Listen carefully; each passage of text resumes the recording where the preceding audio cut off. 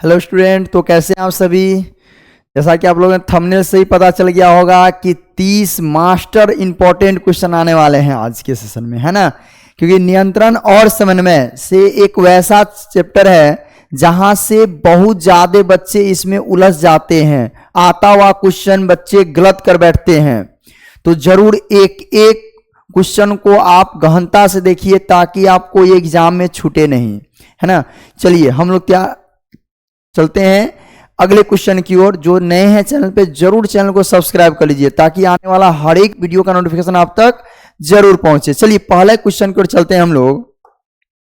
कह रहा है कि वृक्क, बता दे कि वृक्क कोई हम लोग किडनी कहते हैं, है ना। वृक्क कोई क्या कहते हैं हम लोग, किडनी बोलते हैं। ध्यान रखिएगा, क्या बोलते हैं, तो किडनी बोलते हैं। वृक्क को क्या बोलते हैं हम लोग, तो किडनी बोलते हैं वृक्क को। तो ध्यान रखिएगा कि वृक्क को ही हम लोग किडनी कहते हैं, है ना। तो कह रहा है वृक्क किस तंत्र का भाग है। वृक्क जो है शरीर के किस तंत्र का भाग है, क्या वो पाचन तंत्र है, परिसंचरण तंत्र है, या उत्सर्जन या श्वसन। तो बता दे कि वृक्क जो है ना, यानी जो किडनी है ना, वह उत्सर्जन तंत्र का एक महत्वपूर्ण हिस्सा होता है।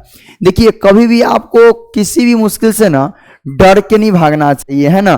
क्योंकि डरते वही हैं जो भी आपको, अगर मान के चलिए आप यदि आप काम कर रहे हैं, पढ़ रहे हैं अभी आप, है ना, पढ़ने मन नहीं लग रहा है तो आप अभी डर के भाग रहे हैं उस चैप्टर से, वही चैप्टर आपको एग्जाम में पूछेगी तो आपकी नंबर क्या हो जाएगी, कम आ जाएगी, है ना। तो इसीलिए कहा जाता है ना कि मुश्किलें से भाग जाना आसान होता है ना। मुश्किल से भाग जाना आसान होता है, पहलू जिंदगी का इम्तिहान होता है ना। सुनिएगा गौर से, मुश्किलें से भाग जाना आसान होता है और पहलू जिंदगी का इम्तिहान होता है। डरने वालों को मिलता नहीं कुछ जिंदगी में, और लड़ने वालों को जिंदगी में क्या होता है, कदमों में ही जहान होता है। यानी आप लड़िए, लड़िए मतलब आप किताब से इतना बढ़िया से तैयारी करिए ताकि एग्जामिनेशन में आने वाला हर एक क्वेश्चन आपको इजी वे लगने लगे, ताकि हाँ ये क्वेश्चन तो हमने रोशन एकेडमी पर पढ़ा था और ये क्वेश्चन तो बहुत ही आसान है, राजू सर ने पढ़ाए थे, रोशन सर ने पढ़ाए थे, है ना, दुर्गानंद सर ने पढ़ाए थे। ऐसी आपकी कहावत हमेशा याद आनी चाहिए, है ना। चलिए चलते हम लोग नेक्स्ट क्वेश्चन की ओर। हमेशा याद रखिएगा आप देख रहे हैं रोशन एकेडमी ऑनलाइन प्लेटफॉर्म, जो कि आपके लिए हमेशा जो है तत्पर है 2025 के एग्जाम का आने के लिए। और जरूर है आप लोग भी जरूर चैनल पर नया है, जरूर चैनल को सब्सक्राइब कर लीजिएगा ताकि हर एक आने वाला वीडियो आप तक जरूर पहुंचे। चलिए चलते हम लोग दूसरे क्वेश्चन की ओर चलते हैं। करा अंतःस्रावी ग्रंथियां होती है, जो अंतःस्रावी ग्रंथियां होती है ना, वो कैसी होती है, क्या उसमें नालिका नहीं होती है, क्या उसमें नालिका होती है, या दोनों, या इनमें से कोई नहीं। तो बता दे आपको कि इसमें जो है ना आपको नालिका विहीन होती है। जो भी अंतःस्रावी ग्रंथियां है ना वो क्या होती है, नालिका विहीन होती है। चलिए क्वेश्चन नंबर तीसरा कह रहा है कि प्रतिवर्ती चाप कहाँ बनते हैं। जो प्रतिवर्ती चाप बनते हैं ना वो कहाँ बनते हैं। ऑप्शन है मेरुरज्जु में, मस्तिष्क में, पेशी उत्तक में, इनमें से कोई नहीं। तो याद रखिएगा जो प्रतिवर्ती चाप बनते हैं ना वह मेरुरज्जु में बनते हैं। कहाँ बनते हैं, मेरुरज्जु में बनते हैं। चलिए अगला क्वेश्चन है, क्वेश्चन नंबर 4 कह रहा है कि तंत्रिका कोशिका कितने प्रकार के होते हैं। जो तंत्रिका कोशिका होते हैं ना वह कितने प्रकार के होते हैं, 1, 2, 3 या 4। तो बता दें आपको 3 प्रकार के होते हैं। तंत्रिका कोशिका कितने प्रकार के होते हैं, 3 प्रकार के होते हैं। चलिए क्वेश्चन नंबर 5 कह रहा है कि बहुकोशिकीय जीवों में निम्न में से कौन सा समन्वय पाया जाता है। जो बहुकोशिकीय जीव होते हैं ना उसमें कौन सा समन्वय पाया जाता है, क्या रासायनिक, क्या तंत्रिका, या दोनों, इनमें से कोई नहीं। तो बता दें आपको दोनों पाए जाते हैं बहुकोशिकीय जीवों में, जो है ना दोनों पाए जाते हैं, है ना। दोनों कौन कौन, तो रासायनिक भी और आपको तंत्रिका समन्वय भी पाए जाते हैं। चलिए क्वेश्चन नंबर नेक्स्ट कर रहा है 5 नंबर, निम्नलिखित में से कौन सी मास्टर ग्रंथि है। जब भी मास्टर ग्रंथि चलाए तो आपको कहीं नहीं ध्यान देना है, बस एक क्वेश्चन कि पिट्यूटरी ग्रंथि, बस, है ना। क्या है, पिट्यूटरी ग्रंथि पे ध्यान देना है ना। इसी को हम लोग पीयूष ग्रंथि भी कहते हैं। याद रखिएगा क्या कहते हैं, तो पीयूष ग्रंथि भी इसे ही हम लोग कहते हैं। चलिए क्वेश्चन नंबर 6 कह रहा है कि वृक्क के संरचनात्मक एवं क्रियात्मक इकाई को क्या कहते हैं। तो वृक्क का जो संरचनात्मक एवं क्रियात्मक इकाई होता है वह क्या कहलाता है, तो वह नेफ्रॉन कहलाता है। क्या कहलाता है, नेफ्रॉन कहलाता है। याद रखिए क्या कहलाता है, नेफ्रॉन कहलाता है। चलिए क्वेश्चन नंबर 7 कह रहा है कि निम्नलिखित में से कौन सी मास्टर ग्रंथि है। बहुत ही बढ़िया, मास्टर ग्रंथि कौन सी है, तो क्या हो जाएगा, पिट्यूटरी ग्रंथि हो जाएगा। क्या हो जाएगा, पिट्यूटरी ग्रंथि हो जाएगा, है ना। यहां पर क्वेश्चन नंबर 4 जो है आपको 2 बार दोनों क्वेश्चन है ना। चलिए अगला नंबर क्वेश्चन चलते हैं, क्वेश्चन नंबर अगला 7 की ओर, है ना। क्वेश्चन नंबर 7 कह रहा था कि निम्नलिखित में कौन सी मास्टर ग्रंथि है, तो क्या हो जाएगा, पिट्यूटरी ग्रंथि। चलिए अगला क्वेश्चन है, वह संरचना जो उद्दीपन की पहचान कराती है। वह संरचना जो उद्दीपन की पहचान कराती है वह क्या कहलाती है, ग्राही कहलाती है, उत्तरदायित्व कहलाती है, प्रभावक या बेचैनी। तो बता दें आपको ग्राही कहलाती है। ध्यान रखिएगा क्या कहलाता है वो, तो ग्राही कहलाता है। चलिए क्वेश्चन नंबर 9 कह रहा है कि निम्नलिखित में से कौन पादप हार्मोन नहीं है। वह कौन सा हार्मोन है जो पादप नहीं है, तो बता दें आपको एथिलीन तो है, ऑक्सीन भी है और साइटोकाइनिन भी है, एक ऑक्सीटोसिन। ऑक्सीटोसिन जो है पादप हार्मोन नहीं है, ध्यान रखिएगा। क्लियर है। चलिए क्वेश्चन नंबर 10, मस्तिष्क उत्तरदायी होता है। जो हमारा मस्तिष्क है ना वो उत्तरदायी है किसके लिए, सोचने के लिए, शरीर का संतुलन बनाए रखने के लिए, हृदय स्पंदन के लिए या सभी के लिए। तो क्या हो जाएगा, सभी के लिए होता है ना। मस्तिष्क उत्तरदायी किसके लिए है, तो सभी के लिए उत्तरदायी है। चलिए क्वेश्चन नंबर 11 कह रहा है, रक्षी कोशिकाएं पाई जाती है। रक्षी कोशिकाएं कहाँ पाई जाती है, जड़ में, पत्तियों में, फूलों में या फलों में। तो बता दे रक्षी कोशिकाएं जो पाए जाते हैं ना बुआ, वह पत्तियों में पाए जाते हैं। कहाँ पाए जाते हैं, पत्तियों में पाए जाते हैं। ऐसे ही हम लोग गॉड कोशिका भी कहते हैं ना, गार्ड कोशिका भी कहते हैं। ध्यान रखिएगा, रक्षी कोशिका क्या कहते हैं, गार्ड कोशिका भी कहते हैं। चलिए क्वेश्चन नंबर 12 कह रहा है कि मनुष्य के शरीर की सबसे बड़ी ग्रंथि, सबसे बड़ी ग्रंथि बस एकमात्र कौन सा, लीवर कहते हैं, है ना। लीवर को ही हम लोग हिंदी में क्या बोलते हैं जी, यकृत बोलते हैं। क्लियर है, लीवर जो है शरीर की सबसे बड़ी ग्रंथि है। चलिए क्वेश्चन नंबर 13 कह रहा है, गाइटर अथवा घेंघा पनपता है। जो घेंघा होता है ना किसके कमी से होता है, तो जी हाँ किसके कमी से, तो आयोडीन की कमी से क्या हो जाता है, घेंघा हो जाता है। चलिए क्वेश्चन नंबर नेक्स्ट कर रहा है, थोरक्सिन का स्रावन कहाँ से होता है।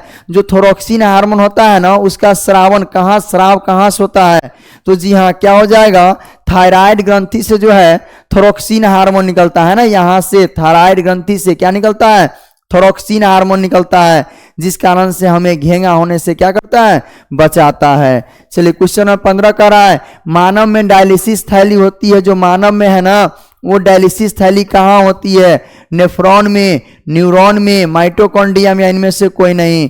तो नेफ्रॉन में होती है ना, नेफ्रॉन में जो है डायलिसिस थैली जो है पाई जाती है। चलिए क्वेश्चन नंबर 16 कह रहा है, भोजन का पचना किस प्रकार की अभिक्रिया है। तो बता दे जो भोजन का पचना है ना ऑक्सीकरण अभिक्रिया है, और ऑक्सीकरण को ही हम लोग क्या कहते हैं, उपचयन कहते हैं। याद रखिए क्या कहेंगे उसे ही हम लोग, तो उपचयन कहेंगे। चलिए क्वेश्चन नंबर 17 कह रहा है कि एड्रीनलिन, एड्रीनलिन हार्मोन जो है स्रावित कहाँ से होते हैं। ऑप्शन रहा एब्सेसिक अम्ल से, पीयूष ग्रंथि से, हाइपोथैलेमस ग्रंथि से या अधिवृक्क ग्रंथि से।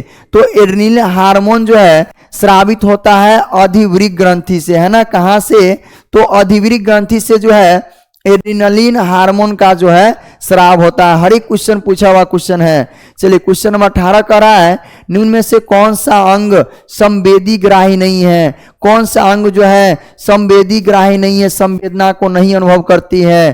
कान तो करता है सुनने का, ये आंख भी कर रहा है, नाक भी कर रहा है, लेकिन दिमाग जो है ना संवेदी ग्राही अंग नहीं है, है ना। चलिए क्वेश्चन नंबर 19 कह रहा है, मेरुरज्जु निकलता है। मेरुरज्जु जो है कहाँ से निकलता है, प्रमस्तिष्क से, अनुमस्तिष्क से, या पौंस से, या मेडुला से।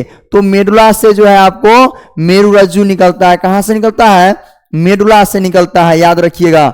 चलिए क्वेश्चन नंबर 20 का रहा है, निम्नलिखित में से कौन सा पादप हार्मोन है, वह कौन सा हार्मोन है जो पादप हार्मोन है। ए में है इंसुलिन, बी में है थायरोक्सिन, सी में है एस्ट्रोजन, और डी में है साइटोकाइनिन। तो साइटोकाइनिन जो है ना बुआ, वह पादप हार्मोन है, ध्यान रखिएगा। साइटोकाइनिन कौन सा हार्मोन है, पादप हार्मोन है। चलिए क्वेश्चन नंबर 21 का रहा है, दो तंत्रिका कोशिकाओं के मध्य खाली जगह, बस यही क्वेश्चन तो बहुत बढ़िया है कि खाली जगह बचेगा, सिनेप्स कहलाएगा, या इसे ही हम लोग सिनेटिक दरार कहते हैं। क्या कहते हैं, सिनेटिक दरार बोल दीजिए, या इसे हम लोग क्या कहेंगे, सिनेप्स कहेंगे। चलिए अगला क्वेश्चन है, क्वेश्चन नंबर 22 का रहा है कि पत्तियों का मुरझाना किस पादप हार्मोन के कारण संभव है। जो पत्ती मुरझा जाते हैं ना, जो पेड़ पौधों की पत्तियां मुरझा जाती है, वह किसके कारण से है।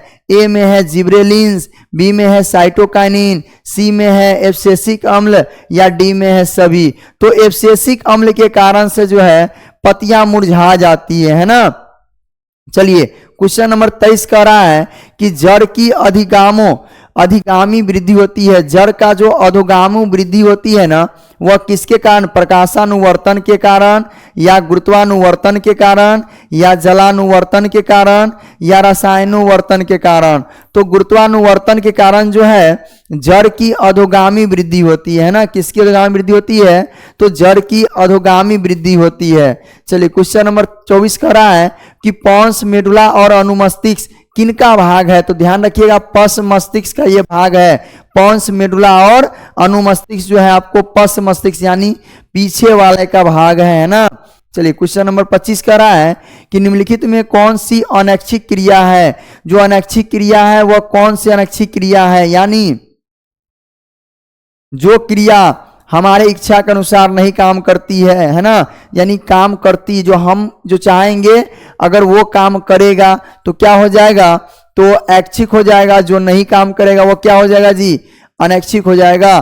तो अनैच्छिक क्रिया नहीं कह रहा है यहाँ पर, ध्यान रखिएगा, नहीं है यानी नहीं है, यानी धड़कन तो ऐच्छिक क्रिया है, क्या अनैच्छिक क्रिया है ना। और लार आना अनैच्छिक है, वमन भी अनैच्छिक है, लेकिन अनैच्छिक नहीं है यानी ऐच्छिक है, जो हमारे अनुसार चलता है। यानी चबाना, भोजन चबाते हैं ना, वो क्या है, ऐच्छिक क्रिया है, यानी अनैच्छिक क्रिया नहीं है। चलिए क्वेश्चन नंबर 26 का रहा है, आयोडीन की कमी से कौन सा रोग होता है। बहुत बढ़िया क्वेश्चन, घेंघा रोग होता है। कौन सा रोग होता है, घेंघा रोग होता है। चलिए क्वेश्चन नंबर 27 का रहा है, मस्तिष्क का कौन सा भाग शरीर की स्थिति और संतुलन माने और रक्षण करती है। यानी शरीर मस्तिष्क का वह कौन सा भाग है जो आपको संरक्षण करती है, किसकी, शरीर की संतुलन बनाने की। तो ध्यान रखिएगा, अनुमस्तिष्क कहते हैं इसे, क्या कहते हैं, अनुमस्तिष्क, या इसे हम लोग पश मस्तिष्क भी कहते हैं। चलिए क्वेश्चन नंबर 28 का रहा है, पादप हार्मोन साइटोकाइनिन सहायक हैं। पादप हार्मोन जो है साइटोकाइनिन किसके लिए सहायक है, प्ररोह तथा अग्रभाग की लंबाई में वृद्धि के लिए। जी हाँ, यही राइट आंसर हो जाएगा कि पादप हार्मोन का साइटोकाइनिन जो है प्ररोह भाग और अग्रभाग की लंबाई में क्या करती है, वृद्धि करती है। क्वेश्चन नंबर 29 का रहा है, क्वेश्चन नंबर 29 करा, थायराइड ग्रंथि से कौन सा हार्मोन निकलता है। बहुत ही बढ़िया क्वेश्चन है, थायराइड ग्रंथि से कौन सा हार्मोन निकलता है, तो थायरोक्सिन हार्मोन निकलता है। कौन सा हार्मोन निकलता है, थायरोक्सिन हार्मोन निकलता है। क्वेश्चन नंबर 30 जो लास्ट है, आपको जवाब देना है कमेंट बॉक्स में कि शरीर की सबसे छोटी कोशिका है ना, छोटी कोशिका कौन है, कोशिका कौन है, बताइएगा शरीर की सबसे छोटी कोशिका कौन है। आंसर आपका जवाब करेंगे हम कमेंट बॉक्स में, है ना। चलिए इसी के साथ ही हम लोग का नियंत्रण एवं समन्वय का जो भी मोस्ट इंपॉर्टेंट क्वेश्चन थे वो खत्म हुआ। और जरूर जुड़े रहिए, जो भी चैनल पे नए हैं जरूर चैनल को सब्सक्राइब कर लीजिए ताकि आने वाला हर एक वीडियो का नोटिफिकेशन आप तक जरूर पहुंचे। चलिए धन्यवाद। और सभी वीडियो का लिंक जो है डिस्क्रिप्शन में डाल दिया गया है, जरूर वहां पर देख लीजिए, हर एक आपको चैप्टर का जो है ऑब्जेक्टिव आपको मिल जाएगा।